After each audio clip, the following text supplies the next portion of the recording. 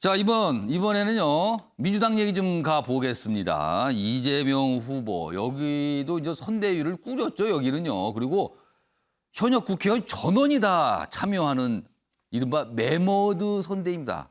방송 시작할 때 만평에서 이제 매머드로 묘사가 됐잖아요. 근데 너무 무거운 거 아니냐라는 거죠. 자, 그래서요, 만평 한번 다시 볼까요? 이렇게 묘사가 돼 있어요.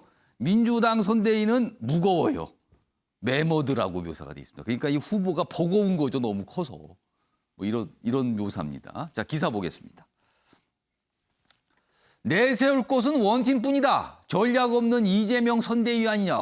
이 기사는 좀 매섭게 지적을 하고 있어요. 지금 이 선대위 상황에 대해서. 의원 전원이 참여합니다. 여기 가운데로 가겠습니다. 의원 전원 참여했고요. 선대위원장만 12명이다. 매머드급 규모를 자랑하지만 그 안에서 좌충우돌하고 있다. 뭔가 정리가 안 되는 거 아니냐. 그리고 메시지도 이게 뭐 부실한 거 아니냐. 뭔가 이게 좀 이상하다. 이런 지적이 계속 나오고 있어요. 그러면서 이런 자조가 나온다고 합니다. 그저 자리 하나씩 챙겨준 거 아니냐. 그런 와중에 이재명 후보는 여러 가지 공약 등과 관련해서 단독 플레이를 하고 있다. 그러니까 본인이 강력하게 주장하고 뭐 SNS 어떤 천장에서 자꾸 공약 얘기를 하거든요. 이걸 단독 플레이라고 묘사를 했네요. 아무튼 그리고 외부 영입 인사가 너무 없다. 뭐 이런 지적도 좀 있습니다. 자, 그럼요. 이와 관련해서 당에서 나온 목소리도 있습니다. 들어보시죠. 지금 우리는 민주당에 끌려가는 모습을 목도하고 있습니다. 국민은 민주당이 비대하고 느리고 현장성을 잃었다는 차가운 평가를 하고 계십니다. 당 선대위에 사회 각계각층의 현장의 목소리를 대변할 수 있는 외부 인재를 영입하여 전면 배치하고 이들에게 실질적 권한을 부여해야 합니다. 민주당 대응이 늦었습니다. 민주당 선대위가 정신 차려야 돼요. 좀 이렇게 가면 안 돼요. 저는 아직 본격 발진이 안 됐다. 발진이. 네, 발족식만 하고 실제로 발족은 안 된 것 같아요. 자, 앞선 기사 보셨죠? 영상도 들으셨죠? 지적이 나옵니다. 지금 이거 어떻게 된 거냐, 지금. 뭐 발족만 하고 뭐 그냥 그런 가는 그 발족 자체만 의미가 있다, 지금. 이런 말까지 나왔어요. 그러면서 다음 기사가 나옵니다. 여기 보면 여기 작은 제목에 반전을 못 찾는 민주당 3대 위기. 지금 선대위와 관련돼 있는 거예요. 그러면서 3대 위기가 뭔지 여기 번호가 매겨져 있습니다. 큰 제목으로 가겠습니다. 첫 번째는 이재명 후보가 개인 플레이만 하고 있다. 이래서 되겠는가. 두 번째는 집토끼만 본다. 공약을 보니까 오로지 집토끼다. 확장이 안 된다. 중도나 가운데로 가지 못하고 있다. 세 번째는 뭐가 전략이 있긴 있습니까? 이겁니다. 그런 상황에서 여기 아래로 갑니다. 지지율이 나왔죠. 어제 한국사회여론연구소 지지율 조사 결과가 있었어요. 12일부터 13일 이틀간 실시한 건데 여기 보면 주요 대선 후보 지지율, 그러니까 다자구도죠. 여기 보면 윤석열, 이재명 두 후보 지지율 격차가 꽤 납니다. 앞에가 4자, 3자, 숫자가 달라졌어요. 이런 상황에서 위기 아니냐라는 거죠. 옆으로 갑니다. 작은 제목에 좀 더 설명되어 있습니다. 이재명 후보는 설익은 발언에 당과 그리고 정부와 엇박자를 보이고 있고요. 대표 경제 공약 그리고 중도 확장 정책이 잘 안 보인다. 선대위가 무능한 거 아니냐. 초선들이 질타하는 모습 영상으로 확인해 봤습니다. 이 얘기해 보겠습니다. 김영주 전 의원님, 지금 이런 언론의 지적에 동의하시는지, 동의하신다면 뭐가 진짜 지금 문제인지 이 얘기 좀 해주세요. 우선 뭐 이 지금 서울신문만 놓고 보면은 이재명 후보가 그 동안에 성남시장, 경기도지사 선거할 때 하는 방식의 관성이 아직도 그대로 유지되고 있다. 실제로 보면은 뭐 거대하게 사람을 모았다기보다는 자기 개인적인 돌파적인 발언이나 SNS를 통해서 어떤 아주 다양한 분산형 어떤 조직 체계였거든요. 그렇기 때문에 그것이 현재 매머드급의 말하자면 170명 가까운 의원들이 있고 어떤 또 여당이기 때문에 이 행정부까지의 정책을 감안해 봤을 때 혼자서 빨리 가고 싶으나 그걸 뒷받침해 줄 수 있는 그런 어떤 아직까지의 어떤 서로 간의 어떤 뭐 교집합이라든지 그걸 찾고 있지 못하는 그럼 이재명 후보로서는 지금 상황을 경험해 보지 못했다 이런 뜻입니까? 좀? 네. 그래서 그런 부분들을 빨리 큰 틀에서의 선거 전략. 예컨대 이 정부의 한계라든지 그런 것을 어떻게 극복할 것인가를 좀 다 같이 가져가는 그런 어떤 전략이 있어야 되는데 그것조차 지금 이제 강성 지지자들 때문에 두 번째 문제, 즉 집토끼 중심으로 갈 수밖에 없는 공약 얘기군요. 네. 그리고 실제적으로 뭐 크게 한 방 질르면 홍남기 부총리가 안 되는데 이렇게 하는 부분은 지금 반복되고 있죠. 그게? 어떻게 극복할 예. 거냐 하는 거고. 이제 그러다 보니까 실제적으로 보면은 이게 지금 현재 선대위 자체의 두 가지 기능이 있습니다. 말하자면 용광로형 전체를 다 넣기는 하지만 또 부분적으로는 부패형이라고 해서 말하자면 이 이낙연 캠프한테는 신복지, 정세현 캠프한테 미래경제 이렇게 했습니다만은 이 기본적으로 이재명 후보가 갖고 있는 기본소득하고 결이 또 달라요 서로가.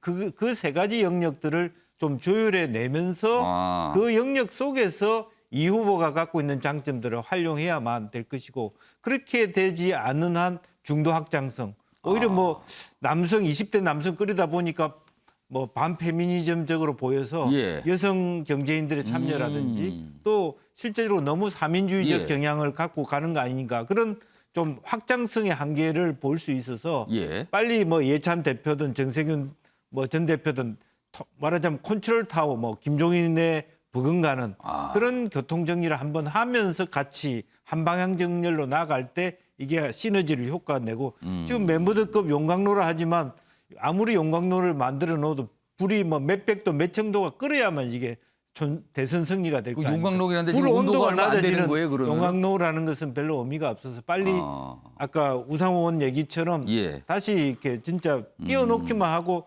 작동이 안 되는 것처럼 보이는 것은 빨리 지양돼야 될 것 같습니다. 상황이 이러니까 후보가 좀 어떻게 보면 불만 표시를 좀 합니다.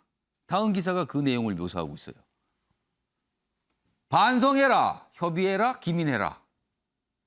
요 세 가지 대목인데 가운데 협의해라는 야당 후보를 향해서 던진 거고요. 반성해라, 기민하라는 당 내부를 향해서 던진 거예요. 선대위에서 주문 쏟아낸 이재명. 그러니까 당회의에 참석해서 이런 얘기를 주문으로 쏟아낸 거예요. 여기 여러 가지가 얘기했는데요. 몇 가지 소개해드리죠. 홍남기 경제부총리를 향해서는 따뜻한 방에서 정책 결정하고 있다. 세상 물정 모른다. 이런 취지의 설명으로 강하게 압박합니다. 김영주 전 의원님 아까 설명하셨죠. 이재명 후보가 뭔가 정책을 내놓으면 홍남기 경제부총리가 많은 경우에 안 된다고 계속 얘기를 했거든요. 자, 그리고요. 당을 향해선 국민 소환제든 신속한 대책 필요하다. 이렇게 또 주문을 합니다. 지지율 둔화에 현안마다 답답함을 내비친 거 아니냐. 이런 내용입니다. 자, 그럼요. 이재명 후보의 이야기 영상으로 준비했습니다. 들어보시죠. 실망으로 변질되고 있는 느낌을 제가 지울 수가 없습니다. 여러 가지 요인이 있겠지만 그중에 한두 가지만 말씀을 드리면 제가 느끼기로는 기민함이 좀 부족하지 않느냐. 우리 홍남기 부총리 기재부 장관을 포함한 이 정책 결정 집행자 여러분들께서 따뜻한 방안의 책상에서 정책 결정을 하는 것이 현장에서는 정말로 멀게 느껴진다는 생각을 하고 좀 현장도 좀 찾아보고 현장의 목소리도 좀 들으면서 지금의 우리 서민 경제가 국가 경제 총량은 좋아진다고 하지만 현장에서는 얼마나 어려운지를 좀 체감해 보시기를 권유합니다. 그런 점들이라든지 뭐 국민 소환제도 뭐 필요하면 해야 되겠죠. 이런 것들을 포함해서 좀 가능하면 신속한 결과물을 만들어 드리는 것이 우리 국민들께 우리가 최소한의 도의를 다하는 것이다라는 생각이 듭니다. 이재명 후보가 차분하게 당회에서 얘기하지만 내용을 들어보면 좀 잘 좀 하세요. 잘 좀요. 이런 분위기도 풍겨요. 분명히요. 한민수 전승. 지금 당 선대위 뭐가 문제고 이재명 후보의 불만은 뭐로 읽히셨습니까? 후보가 참여하는 그 민주당 선대위 회의가 매주 월요일에 있습니다. 예. 다른 날은 이제 그 상임 선대위원장 주재로 당대표 주재로 열리고 있는데요. 이제 후보가 월요일 날 참여해서 보통 이제 모두 발언을 좀 길게 합니다. 그런데 이번 같은 경우는 이제 뭐 앵커도 아시겠지만 메타버스라고 매주 타는 버스라고 해서 민심 경청을 하는 일정을 소화를 했습니다. 부산, 울산 쪽에 가서. 그래서 거기에서 느꼈던 부분들 여기에 대해서 지금 우리 당과 이렇게 우리 선대위 쪽에서 필요한 부분들을 주문하다 보니까 말씀도 길어졌고 이런 얘기들이 나왔다고 보고 있고요. 그 본인 뭐 반성하라는 부분이 당에도 했겠지만 본인 스스로도 이번에 돌아보니까 청년 세대의 고통에 대해서 나 스스로가 반성하고 있고 많이 아프다 이런 얘기를 했습니다. 그리고 기민하라는 표현을 쓰고 했는데요. 사실 이제 민주당 그 이재명 후보 선대위 같은 경우 대한민국 대전환 선대위 같은 경우는 이제 그 경선이 치열하게 있었지 않습니까? 예. 그래서 첫 그 상당히 큰 그 원칙이 절대 원칙 원팀 기조였습니다. 예. 원팀 기조다 보니까 뭐 이낙연 후보, 정세균 후보, 추미애 후보 의원님들만 해도 소속 의원만 해도 장관들을 빼더라도 163명이나 됩니다. 예. 그래서 다 그 조직별로 배치를 하고 업무별로 나누다 보니까 시간도 좀 걸렸고 했는데 이것들이 이루어졌기 때문에 후보 말씀대로 기민하게 대처하는 거는 지금부터 이제 이루어질 거라고 보고 있고요. 언론이나 당내에서 지금 나오는 뭐 정신을 차려야 된다는 이런 말씀까지도 다 저는 이재명 선대위에서 모두가 받아들이고 수용해야 된다고 봅니다. 그래서 움직여야 되고요. 한마디 더 말씀드린다면은 그 메머드가 예. 아까 그렇게 퍼져 있었지만은 예. 그 저 친구가 정신을 차리고 이렇게 기동을 하고 움직이기 시작하면은 무소불입니다. 그냥 전진하면은 적들이 어지간한 그 짐승 동물들은 꼼짝을 못 합니다. 메모드가 제대로만 움직이면 지금 이제 움직일 준비가 다 끝났죠. 예. 그렇기 때문에 요거를 지금 아까 그 만평은 예. 아마 그런 상황을 그린 것 같은데 예. 뭐 조직도 완료가 됐고 후보의 지시도 있었고 이미 내부적으로도 그런 논의들이 활발하게 이루어지고 있는 걸로 알고 있습니다. 예. 그래서 메머드 움직이면은 대단한 활동력과 함께 파워를 발휘할 것이다 이렇게 보고 있습니다.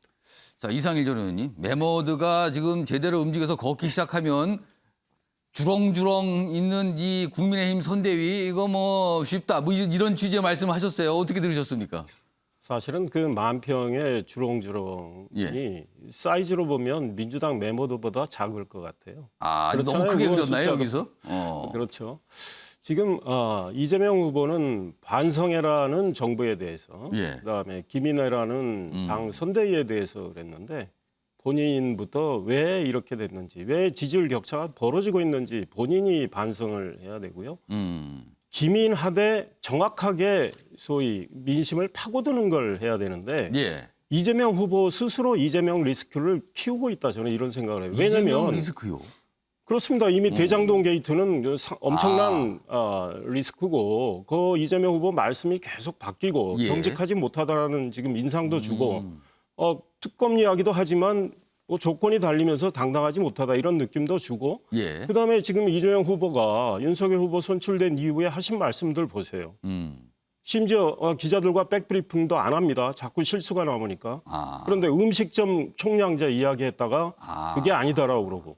그다음에 20대에는 소득세 면제한다고 이야기했다가 아니다라고 그러고. 누가 합니까 이 이야기를? 다시 뭔가 전부 이게 이재명 후보가 던졌다가 좀 이야기했어요. 약간 물러나는 듯한 반복이 되고 있네요. 예, 그리고 당과 정부 조율하지 않은 상황에서 지금 뭐 가상자산 과세 유예하자. 예. 그다음에 전 국민에게 가상자산을 또 지급하겠다. 뭐 이런 설익은 이야기를 본인이 직접 막 내던지면서 예. 리스크를 본인 스스로 키우고 있어요. 어. 근데 당 선대위 차원에서 숙성된 공약이나 정책이 나와야 되는데 그게 안 하고 지금 혼자서 앞서가고 있는데 이거 왜 그럴까? 예. 지금까지 경선을 해왔던 소위 이재명 후보 중심의 소위 제가 말하면 그들도 몇 인방이 있는 겁니다. 또 그걸 혹시- 성남 캠프라고 할 수도 있고 경기도 캠프라고 할 수도 예. 있을지 모르겠습니다. 그런데 아. 거기서만 움직이는 거고 당 선대위는 꾸려는 놨어요. 모든 의원들이 지금 가세한 상황이지만 그분들이 뭘 할지를 지금 모르는 거죠. 지금 그러니까 경기도 팀, 이재명 혹시 후보가- 성남팀 뭐 이런 거 따로 있는 거 아닙니까? 이런 얘기시네요. 아니, 그러니까 지금. 저는 그러니까 저쪽에 말한 논리대로라면 그렇다는 아. 겁니다. 그래서 이재명 후보 스스로 지금 반성을 해야 되는 대목이다. 왜 이런 상황이 됐는지 이재명 후보는 보면 남 탓을 많이 해요. 정부 탓, 당 선대위 탓, 예. 그다음에 뭐 나쁜 언론 환경 탓. 아. 그러지 말고 내 탓 좀 하시라는 말씀 드리고 싶습니다. 자, 이상일 전 의원께서 말씀하시는 동안 한민수 전 수석 그리고 김재용 전 국장이 발언기회 요청했었어요. 달라고. 자, 그러면은 제가 보니까 순서상으로 한민수 전 수석 잠깐 얘기하시고 김재용 전 국장이 말씀하시고 이러면 될 것 같아요. 먼저 한민수 전 수석.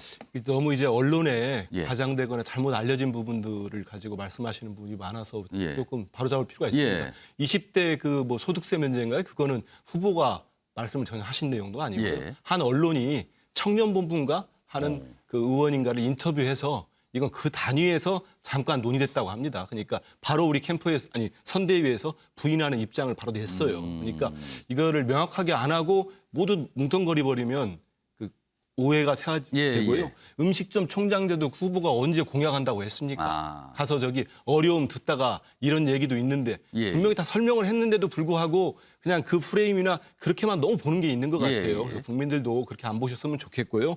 그리고 좀 전에도 얘기했지만 이 회의에서 후보가 2박 3일 민심 경청을 한 뒤에 본인도 청년 세대라면서 반성한다고 다 이미 얘기했습니다. 근데 왜 반성 안 한다고 하면은 할 말이 없어지는 거죠. 그러니까 모두 전체를 좀 보고 파악해야지 그냥 보고 싶은 것만 보거나 아니면 좀 과장된 내용을 가지고 팩트 체크 안 한 상태에서 막 얘기하다 보면은 다시 또 그게 규정을 해버리는 이런 오류가 있을 것 같아서 말씀드립니다. 김조호 국장님 짧게 발언 드릴게요. 말씀하시죠. 그런 얘기 있잖아요. 행복한 집안은 다 비슷비슷하고 불행한 집안은 각자의 이유로 불행하다. 그런 얘기가 있는데 사실 지금 민주당 보면은 그런 느낌 들거든요. 서로 뭐가 좀 안 풀리기 시작하면 서로 손가락질하기 시작하는 거잖아요. 서로 당신 책임이야. 뭐 아니야. 당신이 잘못한 거 아니야? 이렇게 얘기하는데 지금 보면은 뭐 이재명 후보는 정부가 무슨 따뜻한 안방에서 정책 결정하는 거 아니냐. 그다음에 무슨 반성해라, 기민해라 이런 식으로 주변 사람들한테 비판을 하고 있고 또 당내 초선들은 도대체 뭘 하고 있는 겁니까? 라면서 이렇게 비판을 하고 있어서 사실은 이게 잘 안 되는 집안의 전형적인 모습이에요. 근데 여기서 심기일전에서 잘 되는 쪽으로 갈 수 있을지 아니면 이런 만약에 지지도가 이런 식으로 계속 격차가 계속 이런 식으로 한 1, 2주 더 가면요. 더 심한 일이 벌어질 거예요. 아마 내부에서 서로 손가락질하는 게 더 심해지고 그러다 보면 또 어떻게 갈지도 모르거든요. 그래서 좀 지켜봐야 되는데 그 갈림길에 서 있다고 볼 수 있죠. 이상일 전 의원께서 뭐 또 반박하실 게 있나 봐요. 정확하게 30초 드릴게요. 반박하세요. 청년들의 고통에 대해서 반성한다는 거는 전혀 별개죠. 이재명 지금 본인의 이 지지율 하락과 관련해서 그리고 본인이 여러 가지 답답하겠죠. 당선대회가 또 본인 뜻대로 안 굴러가고 이런 모든 문제에 대해서 이재명 후보부터 성찰하고 반성하는 거지. 청년 고통에 대해서 반성은 그거는 소위 이재명 후보가 당연히 해야 할 일이에요. 그러나 자기 지금 선거 캠페인이 제대로 안 된 것의 원인을 자기에게서 찾으라 이런 말씀입니다. 지금 여야 대선 주자, 그냥 거대 야당인 여야 대선 주자 2명이 확정이 됐는데 그 캠프를 꾸리는 걸 갖고 지금 계속 한쪽은 꾸려졌는데 이런 얘기가 나오고 한쪽은 꾸리는 과정에서 이런 얘기가 나오고 아마도요. 아까 잠깐 패널 한 분이 말씀하셨는데 영선, 그러니까 국회의원 경험이 없는 대선 후보들 여야가 다 그렇거든요. 이런 거하고 또 혹시 연관이 있는 거 아닌가? 정치권에 이런 시각도 좀 있습니다, 지금.